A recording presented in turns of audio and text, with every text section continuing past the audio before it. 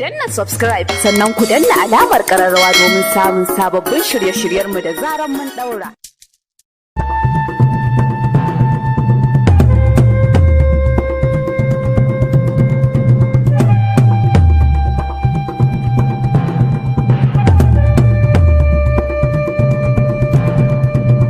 Labaran barka da asuba. Gwamnatin jihar Kano ta ga wani ƙudurin dokar dakile gurɓacewar muhalli a gaban zauren majalisar dokokin jihar Kano. Gwamnatin tarayya ta yi maraba da matakin da ƙungiyar al'ummar Igbo ta ɗauka na samar da tawagar lauyoyi waɗanda za su sanya ido kan shari'ar Nnamdi Kanu. Jam'iyyar PDP ta garzaya gaban wata babbar kotun tarayya tana buƙatar a sake gwamnan jihar Zamfara Bello Matawalle daga kan kujerarsa. Da ƙetare an jibge jami'an tsaro a manyan biranen ƙasar Afirka ta kudu domin daƙile masu zanga-zangar ƙin jinin ɗaurin da aka tsohon shugaban ƙasar Jacob Zuma. Jama'a assalamu alaikum, barkanmu da safiya da fatan an waye gare cikin ƙoshin lafiya. Yau take Talata, 2 kenan ga watan Zulqa'da ko kuma Zulhijja, 3 kenan ga watan Zulhijja shekara 1442 bayan hijira tafiyan halitta Nabi Muhammad sallallahu alaihi wasallam daga garin Makka zuwa birnin Madinatul Munawwara. 13 kenan ga watan Yuli na shekara 2021 miladiya. Sunana Abdulmumin Abubakar Tsanyawa tare da abokiyar aiki Binta Abdullahi Fulani. Gwamnatin jihar Kano ta gabatar da wani kudirin dokar dakile gurɓacewar muhalli a gaban zauren majalisar dokokin jihar Kano a wani mataki na magance jibge shara ba bisa ka'ida ba da kuma yin gine-gine gidaje akan hanyoyin ruwa a jihar nan. Kwamishinan muhalli na jihar Kano Dr. Kabiru Ibrahim Getso shine bayyana hakan a Yahaya Gusau da ke cikin birnin Kano yayin aikin yashe magudanan ruwa na shekarar bana domin magance afkuwar ambaliyar ruwa da damunar bana. Kwamishinan ya ce da zarar kudirin ya zama doka zai magance matsalolin da suka shafi jibge shara barkatai a wuraren da basu kamata ba da kuma yin gine-gine akan hanyoyin ruwa. Yana mai cewa kawo yanzu gwamnatin jihar Kano ta kwashe tarin shara ta sama da manyan motoci guda 1,000 a cikin makonni 4. Dr. Kabiru Ibrahim Getso ya kara da cewa an yashe wasu magudanan ruwa da suke jihar nan, inda ya bayyana cewa kamar ta kwarin Gogau da shataletalen Triumph da kuma na babban gwari, wanda hakan ya sa har kawo wannan lokaci ba a samu ambaliyar ruwa a damunar bana ba. Akwai doka da gwamnatin jihar Kano take yi ta wato kare ko hana gurbatar muhalli, wanda a halin yanzu dokan nan tana majalisar dokoki ta jihar Kano, wanda muna sa rai in Allah da za su duba wannan doka akan lokaci su sahale yanda mai girma gwamna zai sa hannu akan dokan nan, wanda an yi tanaje-tanaje daban-daban, wanda ya hada da zubar da shara barkatai din, wanda ya hana da gini akan magudanan ruwa, wanda ya hada da abin da ya shafi yin bahaya barkatai da dai sauran al'amura da suka shafi muhalli, wanda da zarar dokan nan an sa mata hannu za mu yi amfani da ita. Ya ce a yanzu an kwashe tarin sharar da take a waɗansu wurare wanda suka yi shekaru 10 ba a taɓa su ba. To wani kuma fage da kuma datti da da fatan za a mana aikin gafara saboda yanayi na kutsen na'ura. A wani labarin kuma shugaban karamar hukumar Fage Ibrahim Muhammad Abdullahi ya kafa kwamiti na mutum 10 wanda aka ɗora wa alhakin magance matsalar da ta danganci tsaftace muhalli a faɗin karamar hukumar, musamman a yankin Gwar Sabon Gari. Da yake jawabi lokacin da yake kaddamar da kwamitin a ranar Litinin, shugaban karamar hukumar ta Fage ya koka kan yadda ake fuskantar kalubalen muhalli waɗanda suka shafi zubar da shara ba bisa ka'ida ba da toshewar magudanar ruwa da kuma rashin bayar da kulawa ta dace a bangaren tsaftace muhalli a yankin. Shugaban, wanda ya danganta rashin tsaftar muhalli a yankunan da abin ya shafa da haddasa samun yaduwar zazzabin cizon sauro da kwalara, ya bayyana aikin kwamitin da ya hada da wayar da kan mazauna wuraren, daga bisani kuma hukunta waɗanda aka samu da laifin karya doka. karamar hukumar Fage na tsaftace wuraren da kuma datti da ake samu, particularly a wannan lokacin na damuna. Kowa ya sani lokacin damuna lokaci ne da ake samun datti yawa, so based on that ne muka ga ya kamata ita ma karamar hukuma sun yi complain da yawa, manyan Sabon Gari sun yi complain da yawa akan yadda damuna take idan ta zo da kuma hanyar ruwa da ake da su da kuma lunguna da suke da su wanda za ka ga dattin da ya wuce ana samun kwalara ana samun zazzabin malaria da abubuwa da yawa so sai karamar hukuma ta yi fomin wannan kwamitin one I advising ɗinsu on what to do then secondly kuma a imposing dokar cewa dole sai an bi wannan dokar dan unguwar ta zama clean a samu sanitizing areas din. A cewarsa wakilan kwamitin da suka hada da Aliyu Sani Abubakar a matsayin shugaba sai Abdullahi Adama a matsayin sakatare da kuma Honorable Shehi Olonisola da Chief Edmond Ewobubu da sauransu a naɗa su ne kan matsayin a bisa cancantar da suka yi. A dai bangaren na kiwon lafiya gwamnatin jihar Kano ta ce kawo yanzu ba a sami wani rahoto na bullar sabuwar nau'in kwayar cutar samfurin Delta a jihar nan ba. Sannan kuma ta yi kira ga al'ummar jihar nan da su taka tsantsan kasancewar kwayar cutar na yaduwa cikin sauri fiye da sauran nau'ikan kwayoyin annobar. Sakataren kwamitin karta kwana na yaki da annobar sarkewa numfashi ta COVID-19 a jihar Kano Dr. Idris Wada Bello shine ya bayyana hakan yayin da yake zantawa da wakiliyarmu Omotola Owolabi. Ya ce a bisa binciken da aka gudanar ya gano cewa samfarin kwayar cutar na yaduwa ne cikin sauri a lokacin da ake cikin tsananin zafi. Bugu da ƙari ya ce waɗanda suka fara karɓar rigakafin annobar corona samfarin AstraZeneca sun fi samun kariya ta musamman daga kamuwa da cutar fiye da waɗanda ba a yi musu rigakafin ba. Ta wani bangaren kuma babban lauyan gwamnatin tarayya ko ministan shari'a na ƙasa Abubakar Malami San ya yi maraba da samar da tawagar lauyoyi na musamman da ƙungiyar al'ummar Ibo ta Ohanaeze Ndigbo suka yi domin su kasance masu yin ido kan yadda za a gudanar da shari'ar da ake yi wa shugaban ƙungiyar IPOB Nnamdi Kanu. Sanarwar ta ce matakin ya yi daidai da koyarwar 'yancin sauran ƙararraki wanda ya samo asali daga sashi na 36 na kundin tsarin mulkin tarayyar ƙasar nan. A cewar sanarwar da mai magana da ministan shari'a na ƙasa Dr. Umar Jibrila Gwando ya fitar ya bayyana cewa ƙungiyar ta yi tunani mai kyau game da samun da tawagar lauyoyin. Ministan shari'ar wanda ya kira ga matasa da su kasance masu bin doka sau da kafa tare da mayar da takobin su cikin kube ya kuma ja hankalin su da sai kokari wajen ganin sun rijistar katin zaɓe domin ba da gudunmawar su ga ci gaban ƙasa. Ya ƙara da cewa matakin da ƙungiyar ta Ohanaeze ta ɗauka na bisa kan tsarin doka wanda kuma ya zama wajibi a yaba mata. A nan kuma gwamna Babagana Zulum na jihar Borno ya yi watsi da wani rahoto da ke bayyana cewa mayakanta da kayar baya na kungiyar ISWAP sun naɗa wani gwamna a wani yanki da ke jihar. A makon da gabata bidiyon da ake zargi an naɗa wani gwamna ɗan ta'adda ya bazu a shafukan sada zumunta inda kungiyar mayakanta da kayar bayan ta ce ta naɗa Abba Kaka a matsayin gwamnan wasu yankuna a jihar Borno. Sai dai kuma a ganawarsa da manema labarai na fadar shugaban kasa bayan wata ganawar sirri da suka yi da shugaban kasa Muhammadu Buhari a ranar Litinin, gwamnan ya ce labarin ba na gaskiya bane. Ya jaddada cewa har yanzu shine mai wuka da nama a jihar kuma gwamnatinsa ba ta yin wani bincike a kai. To daga bangaren tsaro sai ko mu koma sha'anin siyasa a Najeriya inda jam'iyyar PDP ta roƙi babbar kotun tarayya da ke zamanta Abuja da ta sauke gwamnan jihar Zamfara Bello Matawalle daga kan mukaminsa saboda sauya shekarar da ya zuwa jam'iyyar APC mai mulkin ƙasa.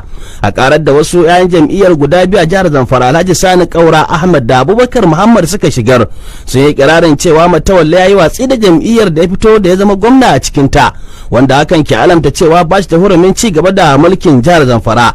Masu shigar da karar sun ce saboda hukuncin da kotun kola ta yanke a baya kan cewar jam'iyyar APC ba ta da wani dan takara zaben gwamna na shekarar 2019 da aka yi a jihar Zamfara sakamakon rashin gwanar da zaben fidda gwani. Hakan ya nuna cewa haramun ne gwamnan ya ci gaba da rike matsayin gwamnan jihar ta Zamfara. Daga nan sun roƙi kotu da ta bayyana cewa dole ne Matawalle da Gusau su sauka daga kan matsayin su kafin sauya shekarar dan ba hukumar zaɓe mai zaman kanta ta ƙasa INEC damar aiwatar da sabon zaɓe cikin watanni 3 domin ba wa jam'iyyar PDP damar saka waɗanda za su maye gurbin su. Gwamnan jihar Sokoto kuma tsohon kakakin majalisar wakilai ta ƙasa Aminu Waziri Tambuwal ya goyi bayan kiraye-kirayen da ake yi na fitar da ƙuri'un zaɓe ta hanyar amfani da na'ura. A wata sanarwa da gwamna Aminu Waziri Tambuwal ya sanya wa hannu ranar Litinin ya jaddada buƙatar da ke akwai ga 'yan majalisar ƙasar nan da su tabbatar da cewa sun samar da wata sahihiyar dokar zaɓe da za ta ba da damar gudanar da zaɓe na gaskiya da adalci a ƙasar nan. Ya kuma nuna rashin amincewa da shirin da majalisar dokoki ta ƙasa ke yi na hana hukumar zaɓe mai zaman kanta ta ƙasa INEC damar fitar da sakamakon zaɓe kai tsaye ta hanyar amfani da na'ura. To an fuskanci tsayawar harkokin koyo da koyarwa cika jami'ar jihar Akwa Ibom da ke yankin Ikot a Paden a cikin karamar hukumar Mpated Enin na tsawon wasu awanni bayan da wata zanga-zangar lumana ta ɗalibai suka yi game da ƙarin kuɗin makaranta. A kwanan nan ne dai jami'a ta sanar da ƙarin fiye da kashi 75 cikin 100 na kuɗin makaranta ga sabbin ɗalibai a sabon zangon karatu na shekarar 2020 zuwa 2021. Sabbin ɗalibai asalin jihar za su rika biyan naira 90,000 maimakon naira 53,000. Yayin da waɗanda bayan asalin jihar ba za su rika biyan naira 120,000. Ɗaliban dai su rika daga alluna da kuma kwalaye waɗanda ke nuna adawar su da ɗaukar wannan mataki. Ana sauraron labarin barka da asuba kai tsaye da mita 93.1 Arewa Radio tashar Hausa Zalla mai sauraro na damar kallon labaran kai tsaye ta shafinmu na Facebook akan Arewa Radio 93.1. Kazalika mai sauraro na da damar bayyana ra'ayin sakin labaran da ake ji ta shafukan namu na Facebook da kuma WhatsApp akan 080-871-26715. Yanzu kuma za mu tsallaka kasashe na ƙetare farawa da nahiyar Afirka, inda shugaban kasar Afirka ta Kudu Cyril Ramaphosa ya kira ga mutane da su kasance masu kwantar da tarzoma a kasar a matsayin wani martani ga mummunar tarzomar ta kunno kai cikin kasar sakamakon daurin da aka yi wa tsohon shugaban kasar Jacob Zuma. Akalla mutane guda 6 ne suka rasa rayukansu, sannan kuma akalla guda 500 tun lokacin aka kama tun a lokacin da Zuma ya mika kansa ga 'yan sanda a makon da ya gabata. Kazalika an sace kayayyakin wasu shaguna da kuma cinnawa gine-gine wuta. An girke sojoji a lardin Gauteng da kuma lardin mai haifar Zuma ta KwaZulu Natal. An samu tsohon shugaban kasar Zuma da laifin raina kotu bayan da ya kasa halartar binciken cin hanci da rashawa da ake yi masa tun lokacin da yake shugaban kasar. To wani bangaren kuma sauran sassan duniya kenan an kama mutane da dama a kasar Cuba bayan da wasu dubban mutane suka shiga babbar zanga-zangar adawa da tsarin kwaminisanci da gwamnatin kasar ke amfani da shi shekaru da dama. 'Yan Cuba sun fusata da durƙushe tattalin arziki da karancin abinci da kuma magunguna da kuma ƙarin farashin kayayyaki, sai kuma nuna sakaci kan yadda gwamnati take yaƙi da corona. Shugaban Cuba ya yi kira ga magoya bayansa da su tunkari masu zanga-zangar gadan-gadan. Yanzu kuma sai bayanin harkokin kasuwanci. Karamin ministan albarkatun man fetur Chief Timipre Silva ya bayyana cewa amincewa da kudirin dokar sarrafa albarkatun man fetur da shugaba Buhari zai kawo ƙarshen biyan tallafin man fetur a Najeriya. Silva ya sanar da hakan ne yayin da yake gabatar da jawabinsa a wajen taron kungiyar kasashe masu arzikin fitar da mai ta duniya OPEC wanda ya gudana a birnin tarayya Abuja. Ya nana ta cewa ya fi dacewa ga Najeriya da gwamnatin tarayya ta daina bayar da tallafi akan man fetur, yana mai jaddada cewar dokar da majalisar dokoki suka amince da ita ba ta yi tanadin biyan tallafin mai ba. Za ku saurari labarin wasanni. To tawagar 'yan wasan da Tigers sun ci gaba da shirye-shiryen tunkarar gasar Olympics da za a yi a Tokyo ta shekarar 2020 inda ta samu nasara kan kasar Argentina da ci 94-71 a wani wasa da suka buga a Las Vegas a ranar Litinin. Najeriya tana rukunin ba tare da Australia da Italiya da kuma kasar Jamus, kuma za su buga wasansu na farko ne a Rosis a ranar 25 ga watan Yuli a filin Saitama Sufa Arena. Ga cigaban wasu labaran na wasanni.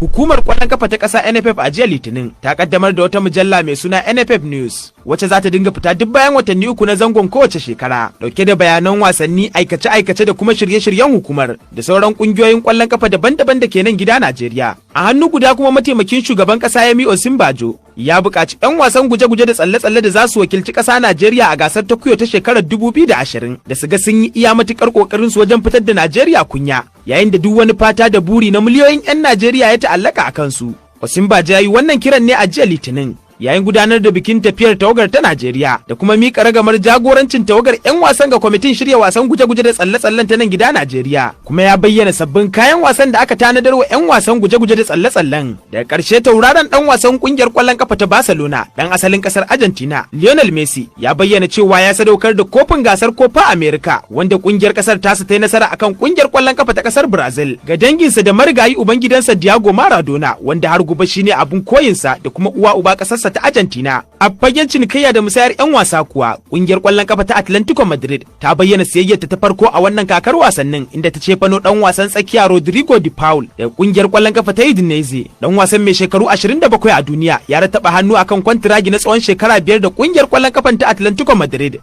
Muhammad Fadil Salihu, Arewa Radio. Sai kuma hasashen masana yanayi. Da ranar yau hasashen masana yanayi ya bayyana cewa tudun wada da ke jihar Kano da Agusau da ke jihar Zamfara da kuma Mina da ke jihar Neja har ma da Gombe za su kasance cikin yanayin gajimare akan ma'aunin Celsius 30 zuwa 32.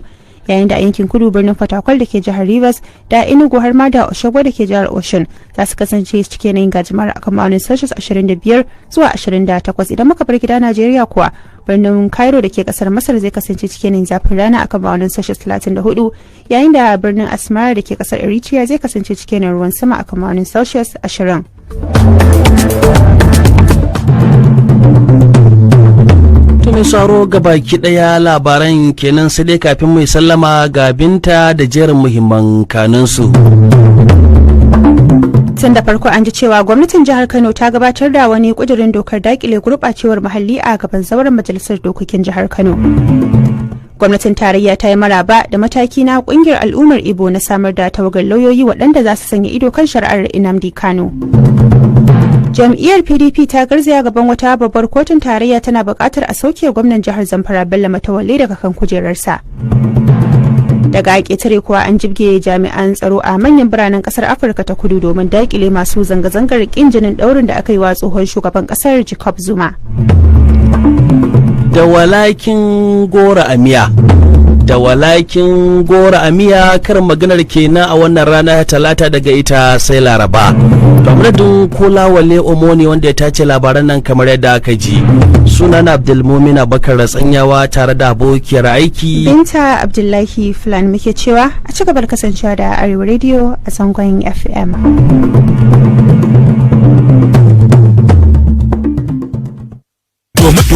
Domin labarai da ɗumi-ɗuminsu Arewa Radio.